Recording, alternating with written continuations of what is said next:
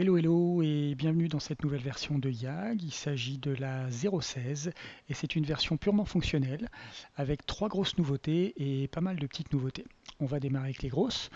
Tout d'abord, YAG peut désormais faire tourner un petit serveur web interne. C'est un sujet énorme, alors disons simplement qu'il est possible d'interagir avec YAG depuis une page web et que YAG peut maintenant faire tourner son propre site web. Tout est géré dans cette nouvelle fenêtre qui est ici. Alors bien sûr, tout est complètement documenté, on verra ça dans un moment, donc je vais être assez bref. En un mot, on peut facilement créer autant de mini-sites qu'on veut et on peut y accéder soit depuis notre réseau local, soit depuis n'importe où sur Internet, pourvu que notre ordinateur soit visible sur le net.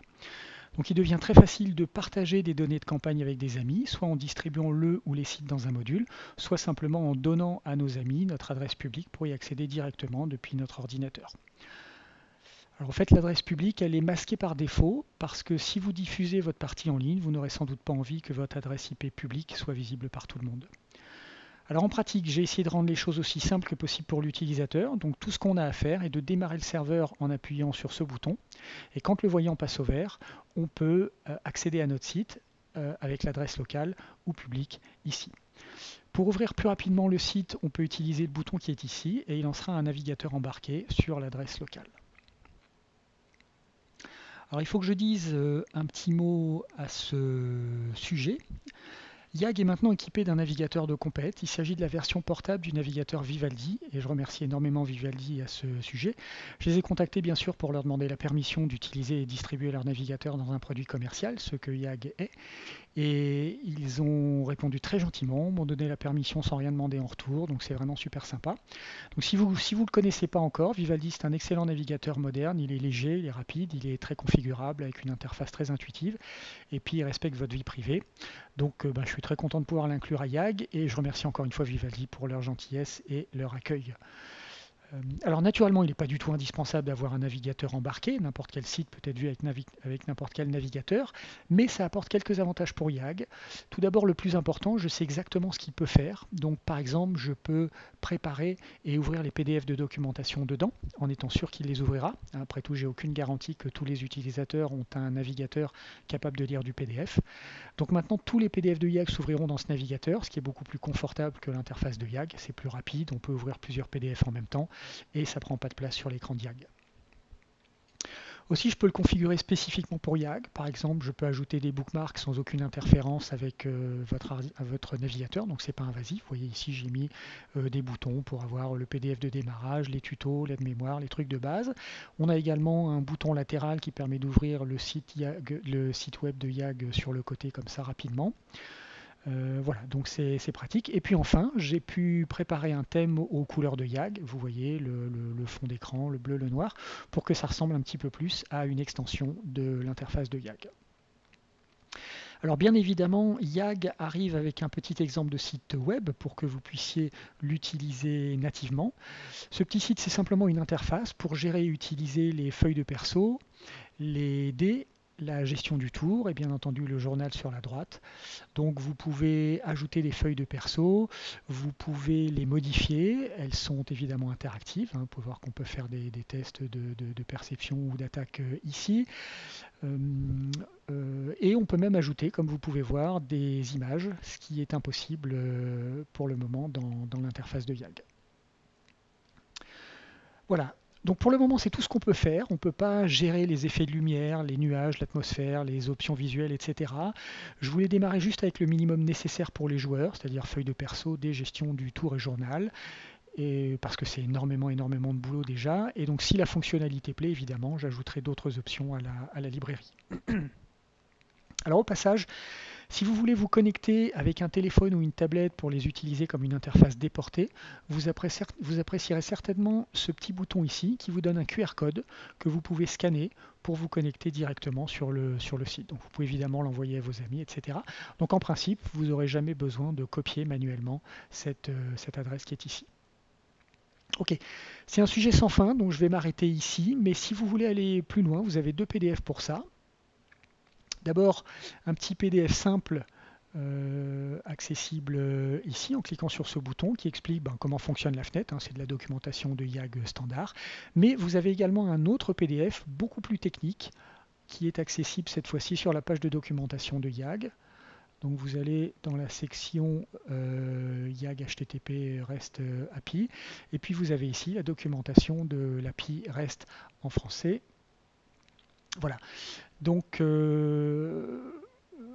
ce PDF est beaucoup plus technique, il explique en détail les détails de l'architecture réseau de YAG, pas mal de choses, donc si vous voulez comprendre, et surtout, il contient la document de référence complète de l'API que j'ai créé pour ça. Voilà, donc vous avez ici tous les ordres que vous pouvez donner à YAG sur le réseau. Voilà.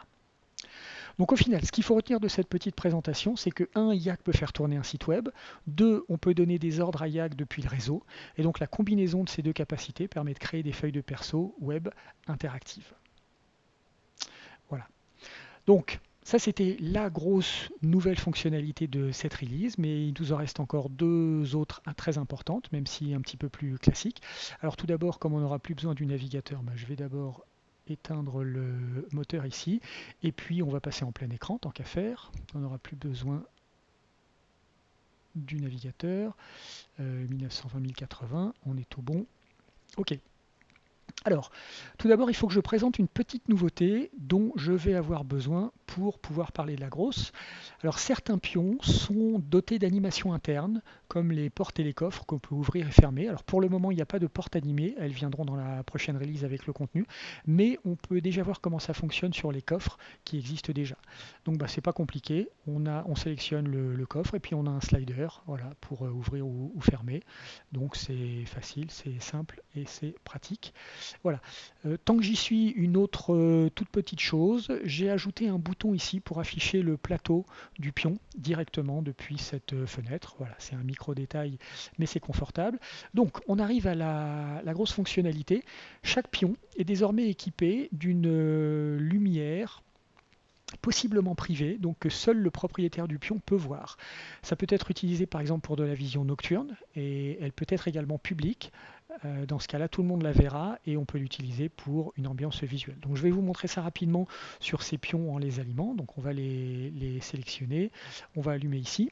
Je vais peut-être éteindre le soleil pour rendre les choses plus claires. Voilà, on va temporairement passer ça à 0. Donc on a quelques options qui sont ici. On peut allumer la lumière uniquement pour le propriétaire avec cette case-là, ou pour tout le monde ici. Donc là, la lumière sera publique. Et puis on peut repositionner la lumière avec ces trois coordonnées. Alors, petite digression rapide, n'oubliez pas que la propriété dans YAG, elle est gérée par les feuilles de perso. Par défaut, les pions sont publics et donc cette lumière, elle est publique, quoi que vous cochiez ici. D'accord? Donc si vous voulez une lumière privée, vous devez d'abord attacher le pion à une feuille et posséder cette feuille. Pour rappel, ça se fait ici. Vous voyez, quand je clique sur la feuille, là, vous voyez qu'elle m'appartient. Et donc à ce moment-là, les pions qui sont rattachés à cette feuille pourront avoir des lumières privées. C'est indispensable. Et seulement, et alors seulement, alors et seulement alors, pardon, vous pourrez jouer avec les options publiques et privées. Voilà. Cette dernière option ici, elle affiche un petit outil visuel pour matérialiser la position des sources de la lumière. Donc on peut voir par exemple que pour celui-ci, j'ai placé la lumière devant, vous voyez, 1,50 m devant. Pour celui-ci, je l'ai placé au-dessus, 70 cm au-dessus. Okay. Et puis alors celui-ci, il est un petit peu spécial parce que j'ai mis la lumière à l'intérieur et donc il faut l'ouvrir pour voir la lumière apparaître. Voilà, c'est super cool, hein? Ok. Voilà, donc on va passer à la dernière grosse fonctionnalité. Je vais éteindre les pions, on va fermer les coffres, on va réallumer le soleil ici et on est prêt pour passer à la suite. Donc, il est possible désormais de voir ce que voient les autres joueurs avec des options pour les rejoindre ou pour les amener à nous. Donc, on a un nouveau menu ici, en bas à gauche, vous voyez, listant tous les joueurs connectés. Donc, ici, il y a seulement moi, évidemment. Et pour chaque joueur, on a un bouton qui ouvre cette nouvelle fenêtre. Et donc, cette fenêtre, elle nous permet de voir ce que le joueur voit. Donc ici, l'intérêt est limité puisque c'est ma propre caméra. Enfin, vous avez compris l'idée. Si je sélectionne un autre joueur, je verrai sa caméra à lui. D'accord ? Et puis, on peut également le rejoindre ou l'amener vers nous. Et puis on peut également afficher des informations sur son état, s'il est MJ, avec quel type de dé il joue, etc. Voilà. Alors, ça peut être très utile pour le maître de jeu, évidemment, de voir ce que fait un joueur, le rejoindre ou l'amener. Par défaut, les joueurs non MJ ne peuvent pas se voir entre eux. Chaque joueur doit autoriser le partage de son écran pour être visible des autres joueurs. Alors ça se fait dans les options du joueur ici. Voilà, avec cette petite case à cocher ou décocher, on peut autoriser ou interdire les autres joueurs à voir notre écran. D'accord?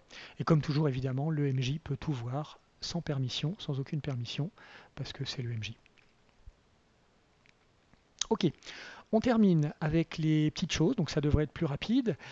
Tout d'abord, l'aide des commandes en temps réel a été améliorée, commence à devenir utilisable et utile. Donc elle est capable de faire la différence entre le clavier et la manette. Vous pouvez voir ici l'icône. Je vais maintenant utiliser ma manette pour me déplacer un peu. Et vous voyez que YAG a détecté que j'utilisais une manette et il m'affiche les commandes pour la manette.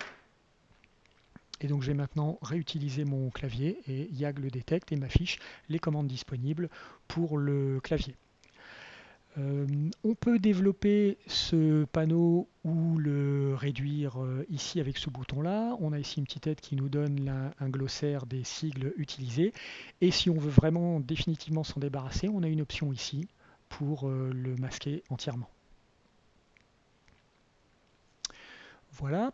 Ensuite, on a un petit pointeur laser pour chaque joueur et qui est partagé avec tous les autres. Donc on l'active en maintenant la touche Caps Lock, c'est-à-dire le verrouillage majuscule appuyé. Et donc tout le monde le verra. Donc ça c'est très pratique pour montrer à tout le monde quelque chose sur la map. Ok. Ensuite, on a trois nouvelles options de vue. Donc dans les options du joueur, elles sont ici. Je vais prendre un petit peu d'altitude. On a la vue par défaut, la vue en perspective qui est la vue par défaut, hein, celle qu'on a actuellement. On a une vue à 90 degrés qui force la caméra donc à regarder en bas. Et puis, on a une vue orthographique, c'est-à-dire à 90 degrés sans aucune perspective, donc complètement à deux dimensions. Okay.